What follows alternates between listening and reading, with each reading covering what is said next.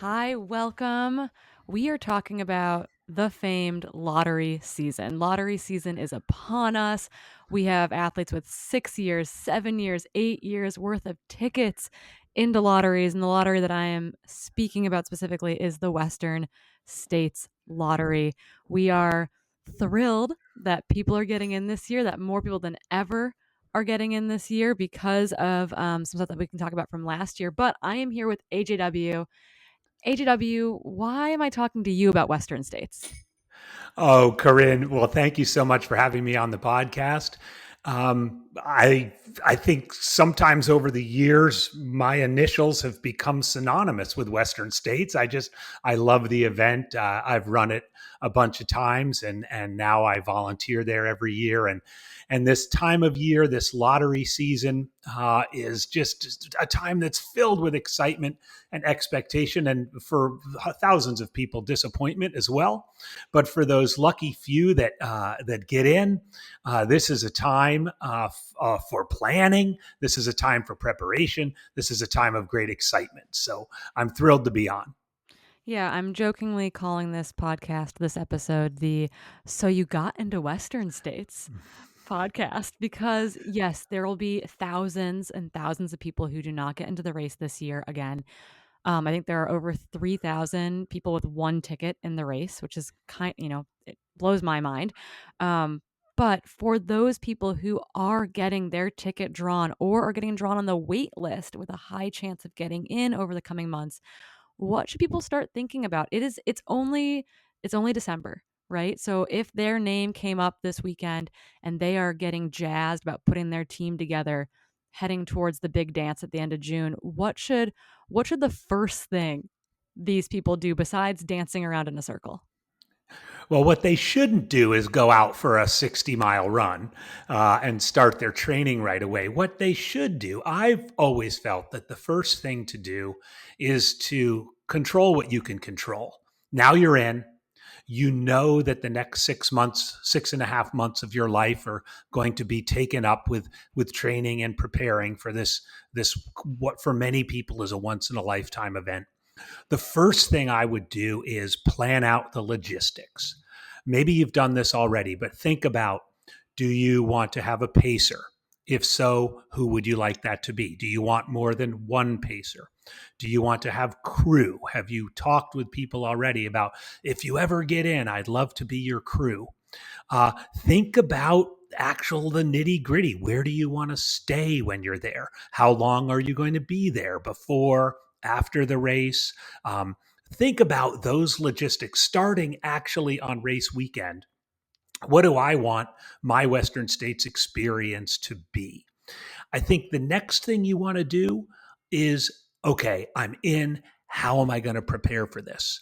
Corinne, you and I are both ultramarathon coaches. I think we've both realized over the years, often after the Western States Lottery, our phones start ringing with people who've gotten in and are interested in being coached by an experienced Western States runner like yourself or myself. And so, thinking about, okay, do I want to coach?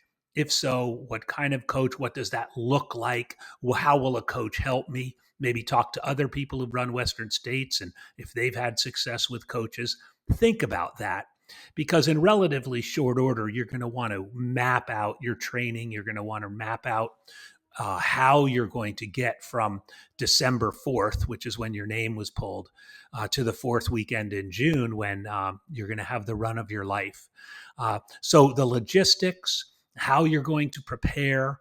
I think then you really want to think about what am I going to do? Am I going to run any other races? Maybe you're already signed up for some other races. Maybe you're already signed up for something in February or something in April. And do you want to continue with your plans to do that or not? I would say you want to think about, will you, depending on where you live, would you be interested in making the trip out to the Memorial Day training camp, which takes place, typically a month or a little bit more than a month before the race. And you can run 70 miles of the course with a several hundred other people. Maybe that's something you want to do, and see if you can figure that in. And if you can't do that, what do you want your training, 4 or 5 weeks before the race to look like? So control what you can control, make the plans, and then get excited and move towards this incredible day that you're lucky enough to have. Yeah, I think the worst thing someone could do, right, is get into Western states and then pull up Jim Walmsley's training plan from last year or something and be like, how do I replicate this? Or any other runner, right? Cat Bradley, Addie Bracy, Tyler Green, right? Trying to replicate someone else's training is not going to be in your best interest. So yes, get excited, read. I like for me going to my first Western states, I needed to read about other people's days, right? What was their experience out there? Get hyped on that a little bit, but then kind of take notes, right? Take notes about what that might look like. So kind of taking some steps back, right? Towards, we're still in December. You're trying to figure out if you want to coach, if you need a coach. You're running maybe you've waited 6 or 7 years to get into this race, right? And this is your one shot for so many people. This is your one shot to run Western states, right? If you're not in that top 10 or golden ticket group, this is your one opportunity. So trying to make the most of that opportunity can be really good, but that can also be a ton of pressure on someone. So I do think that either finding someone in your community or a coach who can kind of help take that pressure off of you and just say, I've got you. I'm going to help you with this, like, and go from there is a great first step. When you talked about races, specifically, like, okay, maybe people are already signed up for races, right? They're signed up for canyons or black canyons or a local 50K or 50 mile in their area. And sometimes that means changing those plans. What do you think for someone going into Western states, let's say it's not their first 100, that they've done 100K, 100 mile to get into this race. They've been putting in for years in the lottery. What do you think an ideal, and obviously it looks different for everyone. Got to caveat that, right? Training and racing looks different for everyone. I've seen it done so many different ways. In your ideal build up with your athletes for a race like Western States, what do you think? How can athletes use racing between December and the end of June to prep for Western States? Excellent. I think first of all, having a couple of races, 2, 3 races that are build up races, training races, pick your distance, 50K, 50 mile, 100K, makes really good sense just to keep yourself in the race mindset. It won't have anything. None of these races will have anything close to the hype and the magnitude of Western States, but just that feeling of putting a bib on, of preparing your gear, of thinking through your nutrition and your hydration and so forth, I think is really smart. And there was in the old days when there were far fewer ultras, and many of the Western States runners came from California. Everybody ran Way Too Cool in March, which is a 50K, American River 50 miler in April, and the Miwok 100K in May. And then they went to the Memorial Day training camp and they were ready to go. Now, that's not a recipe that works for everybody, but something along those lines would be really wise, I think. The second piece is think about, Western states, in addition, just put the hype and the magnitude of the event aside, there's some really unique components to it. We all know about the heat. There's not much you can do about the heat in December, but you can start thinking about it. Corinne, you've done incredible research on heat training and heat adaptation and how people from cold weather climates can use things like the sauna to acclimatize themselves to heat. You don't need to do that now, by the way. We can maybe talk about that a little bit later. But as the race, when you're a month or so away from the race, you do need to do that. So there's the heat. You can't do much about that. There's the net downhill.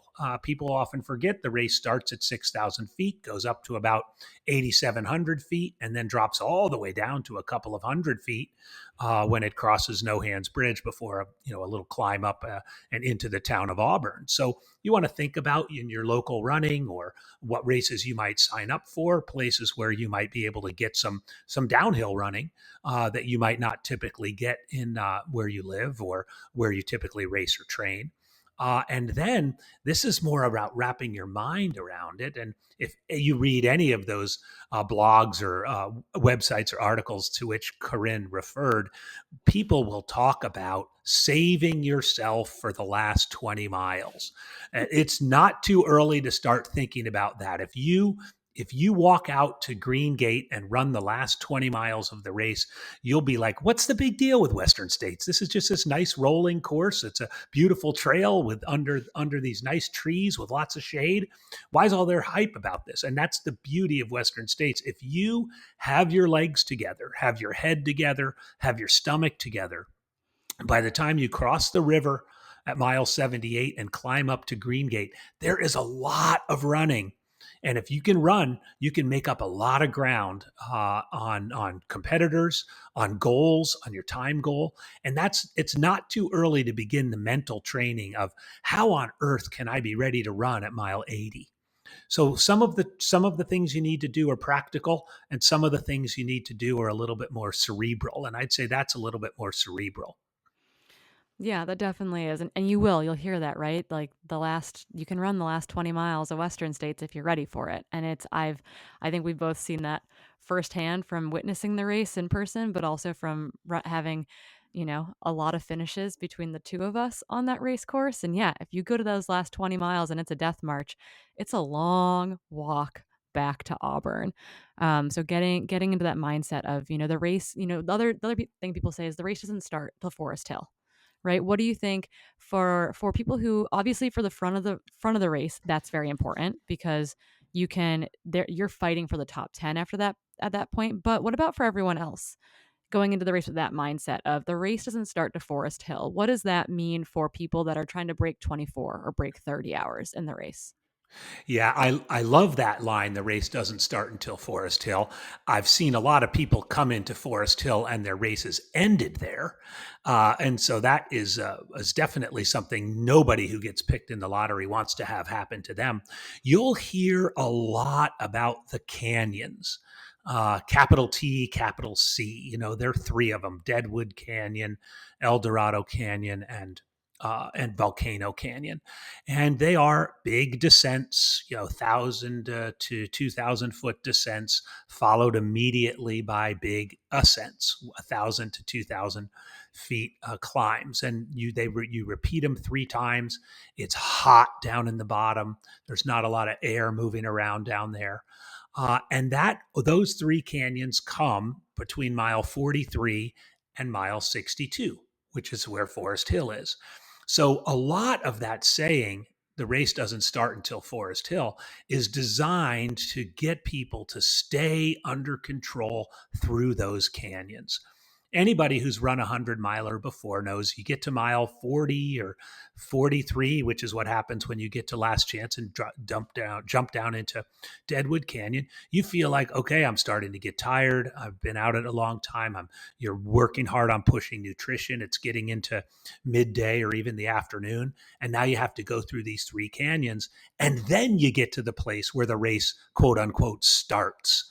So it really requires self control and a lot of thinking about how you're going to execute that middle section, those canyons, so that you have everything together by the time you get to Forest Hill, that you can run those last 38 miles with good, strong legs and some assertiveness. Those canyons, you can, and I think even the front runners and the people who've won the race or come close to winning the race will say the canyons, you're not going to win the race in the canyons, but you could most certainly lose the race in the canyons. Yeah, that's definitely the case I feel out there. And for those of you who are listening to this at home who maybe you've never been out to the American River Canyon or never been out to Western states, coming from the Midwest and having lived in Montana and Washington State, when I heard about the canyons, I don't know what I was thinking, but I pictured Utah slot canyons. So this is behind the scenes Corinne Malcolm trying to run Western states for the first time. I had no idea what they meant when they said canyons.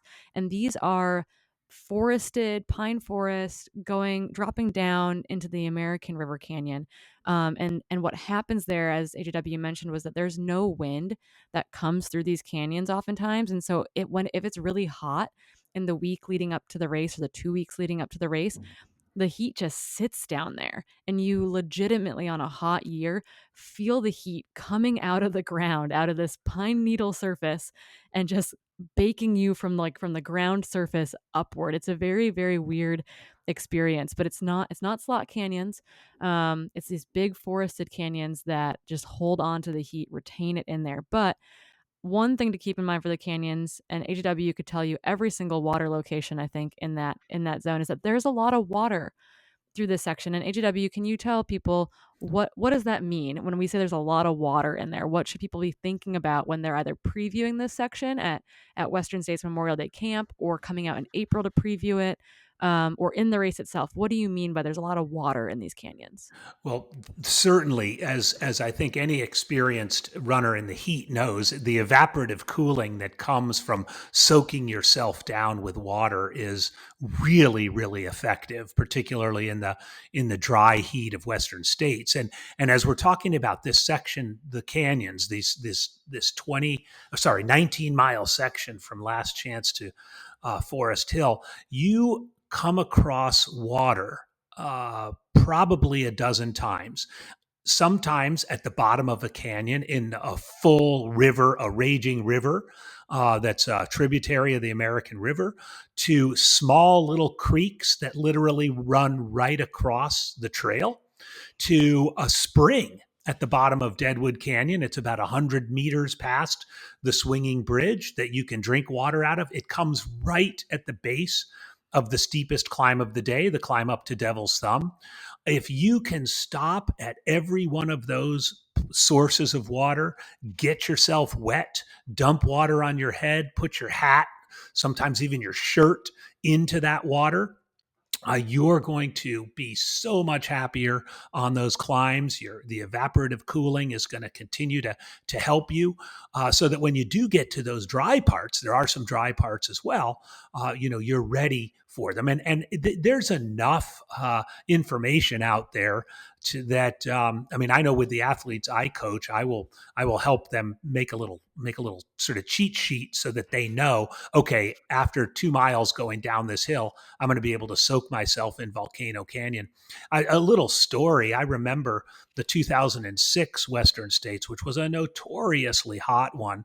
And there's a really nice creek, very cold water at the bottom of Volcano Canyon, which is the third of the 3 canyons right before you begin the climb up to Forest Hill. And I got down there, and there were 3 other guys literally swimming in that creek. And granted, we were like top 10 runners at the time, and most of us had realized how hot it was and that we had thrown our splits out the window. So we had 4 runners all in the top 10, all soaking themselves in this creek. Now, of course, the competitive level of Western states has gotten a lot more competitive since 2006. But nonetheless, being down there and seeing that even the top runners are soaking themselves and taking 30 seconds to a minute to get wet and stay cool is so important. And it just, I can't stress that enough. As you're starting to think about, people out there starting to think about that, make sure you take advantage of it. I want to say one more thing about the canyons. If you're not able to get out there, so because of technology, there's so much available information about how long the climbs are, at what grade the climbs, it's a 12% grade for a mile and a half, things like that. You can get that information is easily available, and you can seek to find those kinds of similar training grounds wherever you live.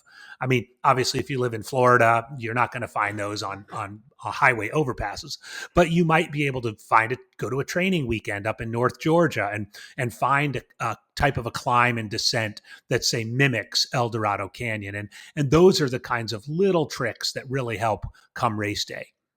Yeah, that are going to help with that up and down of the canyons that can Mhm. feel just really, really hard, particularly because you're hitting them, yeah, after the 40-mile mark and then in the heat of the day. I think the other really important takeaway there was that people feel really rushed during these races, rushed because they're competing, rushed because they think they're up against this time goal. And the little bit of time you take to truly get wet, to truly soak yourself down, to get ice at the aid stations, that time that you take, that 30 seconds, a minute, 2 minutes to actually really get yourself cool and wet, is going to pay back dividends up that next climb or at mile 80. So taking time early to take care of yourself in any race, but particularly at Western States with this water is so important. I sent an athlete out to his own little training camp because he couldn't make Memorial Day weekend work in May. So he went out in April. And he ran that section and he's like, I wanted to know where every single water spot was because I wanted to make sure that on race day, I had it in my mind that I was going to get wet there, that I was going to put my hat in it, that I was going to lay down in it, that I was going to, snow angel in 6 inches of water if I had to. So there's water out there. Use it. We're telling you that now. Use the water. So we've talked a little bit about races going into Western states. I guess one question I have is with your athletes, what do you think? And this is obviously different for everyone. We're going to keep saying that. What do you think is the latest someone could do a big training race, like a 50 miler or a 100K in that buildup? Just because some of these races, you're right, like Miwok is in May or Canyon's 100K is at the end of April. Like, how close do you think people can work that race towards Western states? Just because springtime racing can be hard in a lot of places. Yeah, I think it does vary from person to person, but I don't think you'd want to do 100K much later than when Miwok is, which is the first weekend in May. And we have seen over the years some runners kind of ruin their Western states by running a race like Miwok too aggressively, and it's too close to the race for them to adequately recover. I think you can get away, depending on what your overall training volume is, you can get away with a 50K, 5 weeks before or even 4 weeks before. If you go out to the training weekend or if you create your own training weekend on Memorial Day weekend, which is historically 5 weeks before race day, it's great to cover 70 miles in 3 days, but you want to try and run that at 100-mile pace, not at what you would normally run a 50K in. I think it would be helpful for runners to think about, now they're in Western states, think about the last 100K they ran or the last 100-miler they ran and how long it took for them to feel recovered from that, to actually be recovered from that, and then design your calendar that way. I had a couple of years where I ran Miwok every year, and then I thought, I wonder if I'll be a little bit less tired if I do kind of a maximal effort a little bit before. And I did Zane Grey, which is down in Arizona, and it's a 50 miler instead of 100K. And I tended to be more successful at Western States the years I did Zane Grey, which is a full 8 weeks before, than when I did Miwok, which is like 6 weeks before. So you can't really experiment because you kind of have a one shot deal here with Western states, but you can look back at your history and how long it's taken you to recover and map it out there. I'd say too, Karen, and I know we're not talking about the end, but the same would be true for tapering. Everybody tapers a little bit different, needs a little bit different amount of time to taper. And so you'll want to think about, okay, let's say an athlete has done 300-mile races and this is their first Western states, look back at your training for those 300 milers and see, did the taper work? Was I tired going into it? Did I, and try to figure out way ahead of time what your plan is going to be in that regard. And with races, we know if it's a popular race, it's going to fill up. So you might need to plan on, I'm going to do this race and this is what I'm going to do. I would never lose sight, though, no matter what other race you sign up for, the prize is Western states. You're in Western states right now. Yeah, these other races are going to be fun. Maybe they're going to be in beautiful places. You're going to go there with your friends and so forth. But your goal, now that you've gotten in, maybe you've gotten in after 7 years of putting tickets in, your goal is to have a good day or 2 days at Western states. Everything else is geared towards that. Yeah, keeping that A race priority, really giving it that distinct designation is so important when it comes to a race like Western States. Don't let a B race or a C race become an A race effort and really derail you going forward towards Western States. So question kind of in regards to training camp. I think there are pros and cons to Memorial Day training camp. And I'm wondering if you can lay out some of those pros and some of those cons so that if people are considering going out to Western States training camp, how should they be thinking about that? Well, the number one pro is experiencing 70 miles of the course. Unless you're fortunate enough to live in the Bay Area or up in the Central Valley or, in Tahoe or somewhere, a couple hours from the course, you're not going to get a whole lot of familiarity with it. So having 3 days of catered training runs where the transportation is provided for you, where there are aid stations, where there are other runners is absolutely invaluable. I will say the second piece is it is actually good training to run 3 lengthy runs in a row. At this camp, you do 32 the first day, 18 or 19 the second day, and 20 the third day miles. It adds up to 70 miles. It's a pretty nice little 3 day batch of running, and that is a definite pro. Now, of course, as Corinne and I both know, you can do that anywhere. If you live in Germany, you can find a couple friends and figure out a way to get a 3 day training camp in, 5 weeks before the race, and you probably will have a similar benefit minus the course knowledge that everybody who goes to the training camp will see. So that's good training, and then the third piece is you can experience. This is a third pro. You can experience some of, and I'm going to say only some of, the sort of pre-race hype and excitement at the training camp that you're going to see, exponentially more at the race. And let's be clear that different people respond to that kind of pre-race excitement and jitters and stuff in different ways. Some people love it. Some people hate it and it drives them crazy. So going to the training camp gets you used to big crowds of people, the Western States course, announcements being made, famous runners milling around, things like that I think are important pieces of the Western States experience. Cons: running it too fast. If you go to the training camp and you try to race every run, you look over and you say, "Oh, look, there's Jim Walmsley. I'm going to see if I can hang with him down Cal Street." Or, "Oh my gosh, there's Kat Bradley. She won this a few years ago, and she won it with one ticket in the lottery. Maybe I could do that too." You want to instead think about, I'm here for training, and I'm not going to do this too fast.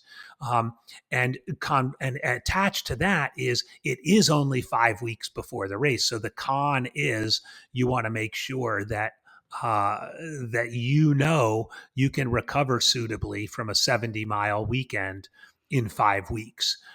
And the third con is, for those of you who would be impacted and would have to travel, let's face it, it's travel. Travel can be tiring. Travel costs money. Travel gets you out of your routine. Some people would rather just stay at home and do their thing there. So, there are pros and cons to it. It's a wonderful experience. And I say to people who have never run Western States and may not even ever wish to run Western States, if they want to experience a little of the flavor of the event, then go to the training camp. There's no lottery for that. Yeah, there's definitely like if you want to run Western States even just in the coming years and you didn't get in this year, go to the training camp. It's super super fun. Getting to run with a bunch of friends, new friends, old friends, a bunch of pros. I think that is a very cool experience. This past year, it was really hot on training camp weekend. It's not always really hot that weekend. They've had years where it's been cold and rainy. I was in Colorado Springs for us. Like we were running our own CTS camp that weekend out of the Springs, and I think we were warmer than the cold rain in Auburn that weekend. But this past year, it was super super hot, and I had athletes at training camp, and for some, I think it was so important to see that heat and feel that heat. But I had an athlete who I think probably got overcooked that weekend too, because that heat takes such a toll on the body, right? And getting heat exhaustion or heat stroke 5 weeks before Western States, you got to be careful with that. Okay. So I think it's one of those things where, yes, you've got to go in with the mindset of this is a training camp. I'm here for this purpose. The A race, the A goal is still Western States. So don't Don't ruin your Western States by racing Jim Walmsley or Cat Bradley or someone else down Cal Street, and derailing yourself. One thing that keeps coming up in this conversation, though, is the hype around Western States, right? That there's a lot of hype around it, and not everyone does well with hype. I'm wondering, is there things that athletes can think about when it comes to handling the hype, going into the, like, not losing sight of their goals, dealing with the pressures of race week? How can athletes prep to be ready for the hype that surrounds the Western States machine? I've actually had this conversation with several of my athletes, including one actually who is in the race already because she was one of those lucky few who won entry through a raffle ticket. And the first question I asked her when she was asking questions like, where should I stay? And what airport should I fly into? Is I asked her if she was an introvert or an extrovert. And, the most simple definition of those two things is, extroverts get energy from other people and introverts get energy from being on their own. I think if you're an extrovert and you know that about yourself, you can probably manage the hype and you can enjoy talking to people and taking selfies with the famous runners and things like that. If you're an introvert, and let's face it, long distance ultramarathon running has more than its fair share of introverts. You'll want to think very thoroughly about how much social time you're going to want during that week, how much talking to other people, how much of taking in of that, because it's going to drain your energy. It's going to drain everybody's energy, but it's particularly going to drain an introvert's energy. And by the way, this isn't exclusive to Western states. This happens at Hard Rock. This happens at the entire UTMB festival, of which is a week long. This happens at a lot of large events. Happens at big city marathons. But if you know you're an introvert, you're going to want to think about booking a place in Olympic Valley that's maybe a little bit away from the starting area. You're going to want to think through, I know this sounds crazy, but you're going to want to think through when you're going to go pick up your packet. You're going to pick up your packet, then you're just going to leave. You're going to want to think about who you're going to eat with, who you're going to talk. The last thing you want to do is talk to someone on the day before the race about what they did for training, and it totally doesn't match what you did, and you start freaking out. So you want to be really careful, especially if you're an introvert, in managing that. Even the pre-race meeting. I mean, the pre-race meeting has about 600 people at it. It's almost like being at a small concert venue. For some people, that's going to impact them and drain them of their energy. And you want every little bit of your energy to go into that race. So first and foremost, what are you an introvert? Are you an extrovert? I think then just think through the logistics. And while it sounds weird, that's where literally planning out what you're going to spend those many people get there several days before. Literally plan out, maybe on the Thursday before, you're going to gather your crew together and have lunch, and then maybe go over to Lake Tahoe and we've never seen Lake Tahoe before, and maybe just take a walk along the shore of Lake Tahoe or something. There's plenty to do to get away from the hype. But if you just stay in that bubble of Olympic Valley, you can really be derailed from it. Now, for the extroverts out there who love this community and over the pandemic have missed being with other people, I mean, Western States weekend is the place for you.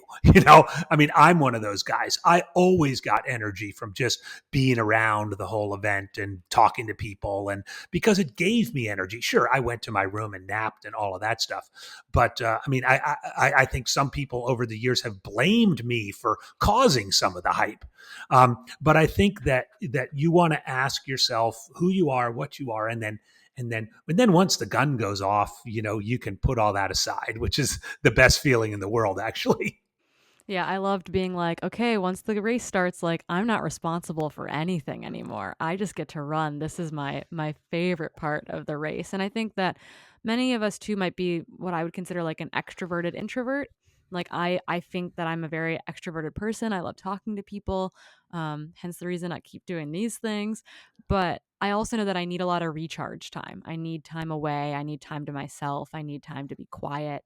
That might be going for a run or taking a nap or just like, sitting and reading. So recognize that about yourself going into these races. Maybe that means that you need to show up later to the race, right? Like I've got friends who to them it's energy draining even if they're extroverted, and so that they know that they actually need less time in the location before the race, or at least the race location, because if they're there for days they kind of go crazy. So think about yourself, think about that, think about what's easiest for logistics for you, for your family, for whomever is coming out to crew you, and kind of build it from there. And I guess this is kind of a great maybe transition point to kind of slowly wrap things up with. But what what about, they've done the training, they've done the racing building up to it, they did the heat acclimation. Don't worry, we'll send you a podcast about heat acclimation long before you need it, I promise, this spring. But what about those other little pieces, like the crew? I think that the crew and the pacers for Western States, we're not going to argue pro or anti pacers on this. I think if you're going to Western States, the likelihood is that you've got a pacer, maybe two. How can a runner in the race utilize their crew and their pacers to the best of their ability without it being this crazy frenetic thing? I think let's start with pacers. You want to choose your pacer very carefully, especially at Western States, because they too will get caught up in the hype. They too might spend, 5 hours at Forest Hill watching all the front runners go through, and they themselves are just fired up from being there, and that can wear off on the runner. So you want to pick your pacer carefully. You want to pick somebody who knows you pretty well, who you know will be comfortable seeing you, maybe in pain, who you know will be somebody who might need to convince you not to drop out, who you won't be afraid to barf in front of, or go to the bathroom in front of, or ask to put lube on you. I mean, you get pretty intimate when you're out there at a race like Western States. You want to talk to your pacer ahead of time that it's your race, not their race. Pacers get very excited, and justifiably so. If you're fortunate enough to find a pacer who has already run Western States, if they've won Western States, even better. But if they've run Western States, it's fantastic to have somebody who's experienced in the race, even if they did it 20 years ago.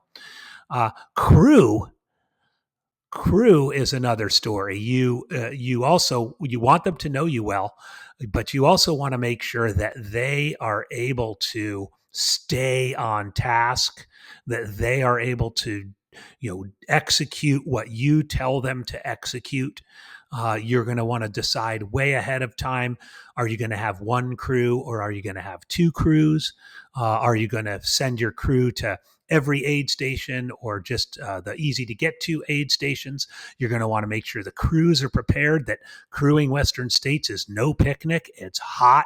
Many of the aid stations require that you hike into them. Many of them require you to take a shuttle, typically on a hot yellow school bus. The crew needs to take care of themselves through the whole day. They need to feed themselves. They need to be ready to stay up all night in many cases. And so choose wisely. It may not necessarily be that the best crew and best pacers are your best friends. It often is the case. Often your best friends can do that.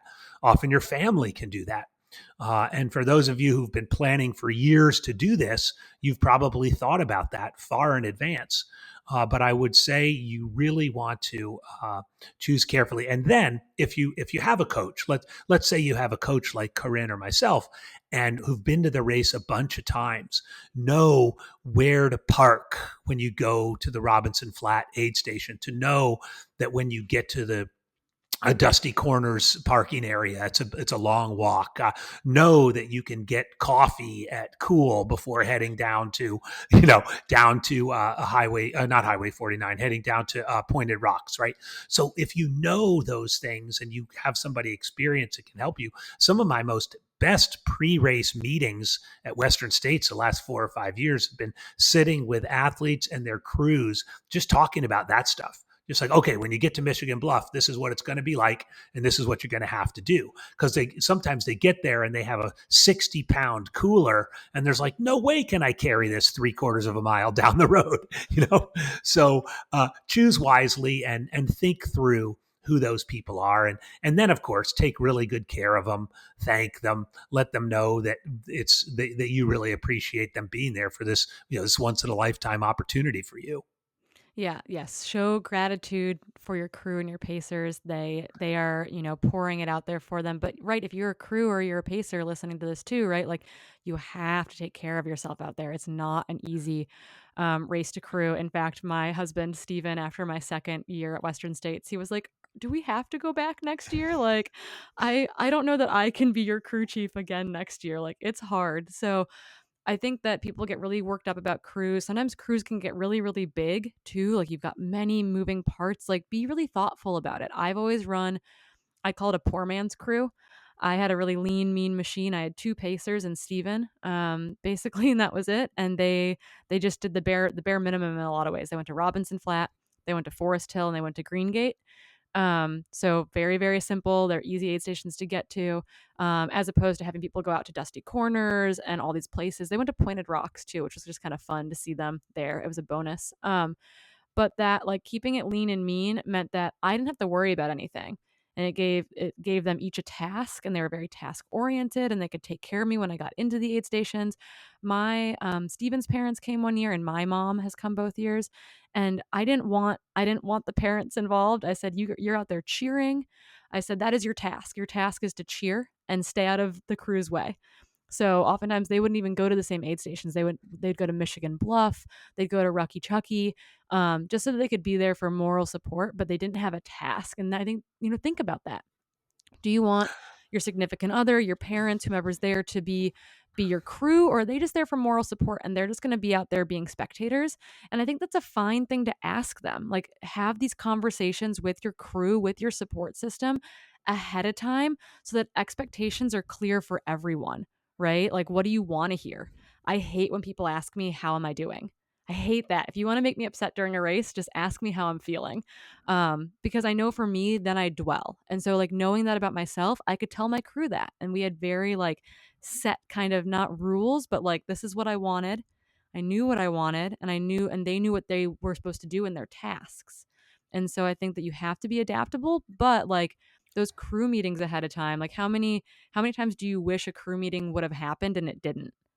Right? With Mm-hmm. expectations between, we actually heard from one of our coaches recently that they had a runner come through and the crew person wasn't on the same page as the runner as far as like was the runner going to drop or not, and being able to have that conversation. It's hard to see your friends or your significant other or a loved one hurting during a race like this, but going in with that expectation of like this might hurt and I might sound miserable and I need you to ask me these things and then send me on my way. So I think that that is important, right?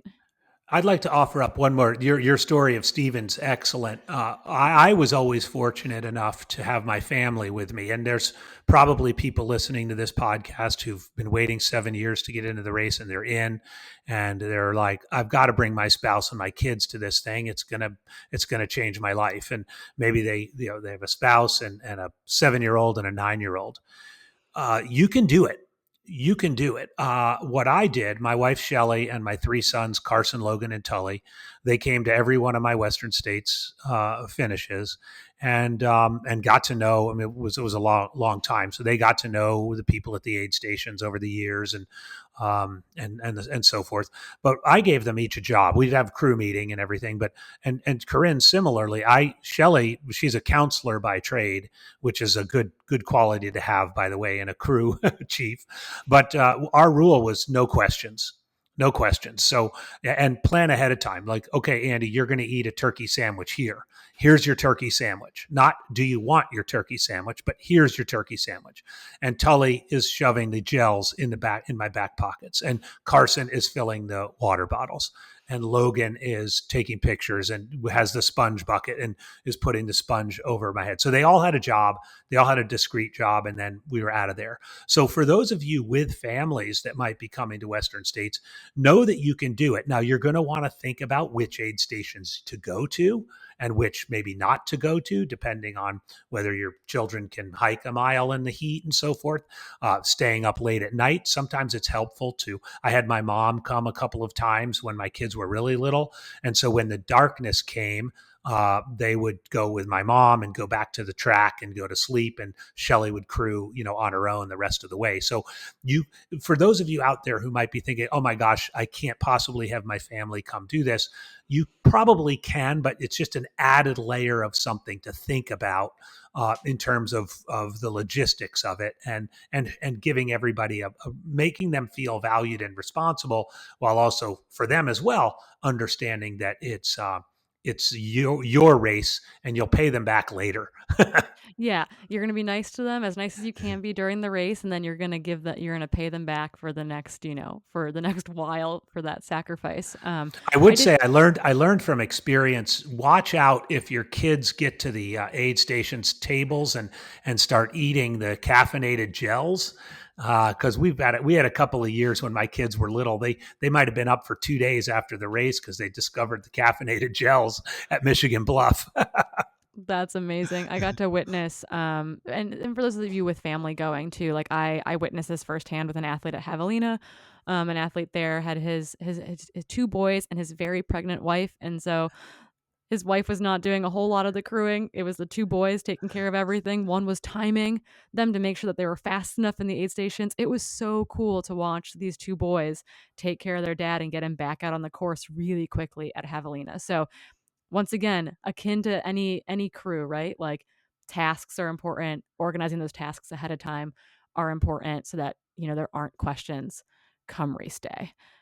So set yourself up for success by setting your crew up for success. I think is kind of the big takeaway there. So we've talked about the heat a little bit. We've talked about the canyons. We've talked about the nerves and the hype and the crew and the pacers. Is there anything else about Western states that we should leave listeners with as they make their long training journey towards race day? You know what? A few days ago, 385 lucky people found out once and for all for sure that they're in the race. 225 or so got their names pulled out of the bucket. First thing, savor that. You're in for the experience of a lifetime. You've got 6.5 months to get ready for it. And you're going to be ready. So go into it right now. This could be the best 6 months of your life. So take advantage of the opportunity to make it the best 6 months of your life. I would say too, thinking about these next 6 months, what is out there in these next 6 months that you need to think about right now. Maybe your cousin's wedding is in the first weekend in April. Maybe that you've got a big work trip, in the second week of May, and by the way, if there's any way you can change any of that stuff, try to do that. But it's not likely you can, right? So you need to know right now that this is your priority for the next 6 months. Obviously, there's other things. Maybe your children are going to graduate from school, or various things are going to happen. But now you're in Western states, and you don't want to screw it up. And that's a big part of why you're listening to this podcast, right? It's like, so you got into Western states. Now what? Yep. So we're gonna continue to put out information in the build up to Western states. Things like heat acclimation. We'll probably do another crewing and pacing, how to be the best crew and pacer possible. It'll be prerequisite for your crew meetings moving forward. But we'll continue to provide you with information on this Western states journey because it's maybe our favorite race of all time. We'll both be there with bells and whistles on, cheering for each and every one of you on your journey from Palisades at Tahoe, all the way to the track in Auburn. AJW, thank you so much for joining us today. We cannot wait for the next 6 months. Thank you so much, Corinne. And you're right. I can't wait. It's the best weekend of the year.